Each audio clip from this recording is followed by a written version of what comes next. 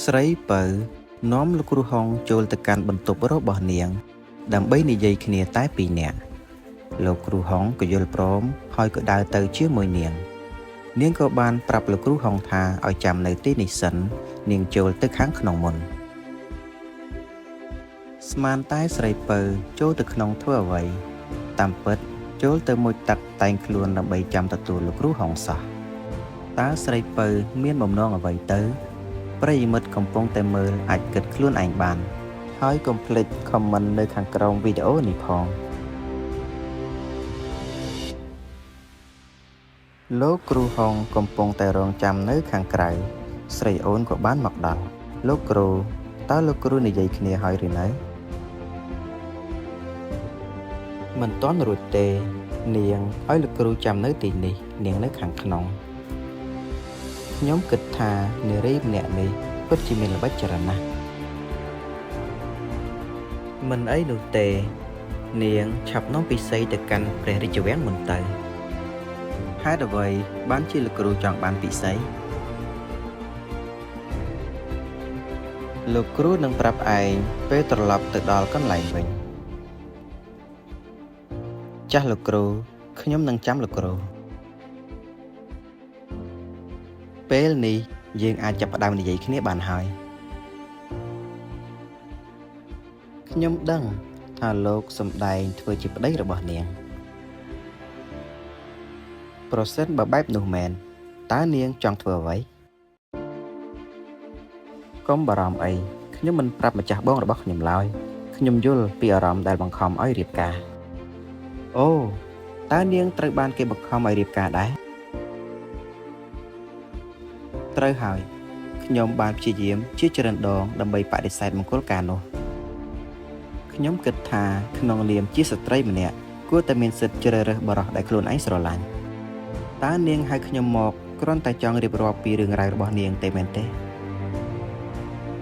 ហេតុអ្វីបានជាលោកចង់បានពិសីធ្វើជាអ្នកបម្រើរបស់លោកដូច្នេះ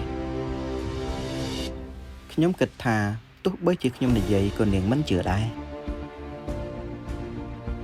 ខ្ញុំនឹងជឿជាក់ទៅលើលោកសូមលោកនិយាយការពិតមកចាស់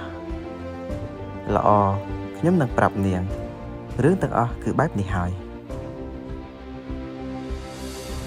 ហេតុអ្វីបានជាខ្ញុំមានអារម្មណ៍ថាមានគេកំពុងតែតាមខ្ញុំដូច្នេះហេតុអ្វីបានជាលោកនៅទីនេះហេតុអ្វីបានជានាងចង់សម្លាប់ព្រះអង្គម្ចាស់របស់នាងដូច្នេះតាមពិតគេមកទីនេះដើម្បីបញ្ឆោតខ្ញុំតែប៉ុណ្ណោះគេមិនអាចដឹងការពិតនោះទេនៅក្នុងហេតុការណ៍នោះ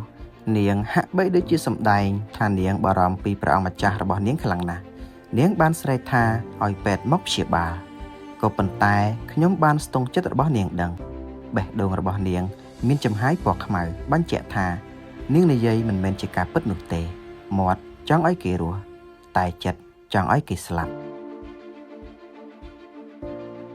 សូមលោកអញ្ជើញអង្គុយចុះសិនទៅស្រីម្នាក់នេះបែរជាមានចិត្តស្ងប់ស្ងាត់ល្អណាស់ខ្ញុំសួរលោកហេតុអ្វីបានជាខ្ញុំចាំបាច់សម្លាប់គាត់អូសំណួរនេះគឺខ្ញុំជាអ្នកសួរនាងទេតើហេតុអ្វីសួរខ្ញុំវិញប្រសិនបើលោកមិនឆ្លើយសំណួររបស់ខ្ញុំទេសូមអញ្ជើញចេញទៅវិញចុះស្រីម្នាក់នេះពិតជាស្ងប់ស្ងាត់និងហ្មត់ចត់ខ្លាំងណាស់បើមើលពីសម្បុកក្រៅវិញនាងពិតជាទន់ភ្លន់សុភាពរាបសារខ្លាំងណាស់ខ្ញុំមកនេះដើម្បីជួយនាងទេព្រះអង្គម្ចាស់របស់នាងនឹងស៊ើបការពិតមិនខានតើលោកស្ដាប់យល់អ្វីដែលខ្ញុំនិយាយទេសូមចាក់ចេញឥឡូវនេះទៅបានជាបែបនេះខ្ញុំនឹងបង្ខំនាងឲ្យនិយាយការពិតហើយវិជាស្ទង់ចិត្តកម្រិតទី2និយាយការពិតក្រោយពីដឹងការពិតហើយថាព្រះអង្គម្ចាស់បានចាប់រំលោភនាងទើបនាងសងសឹកលោកគ្រូហុងសន្យាថា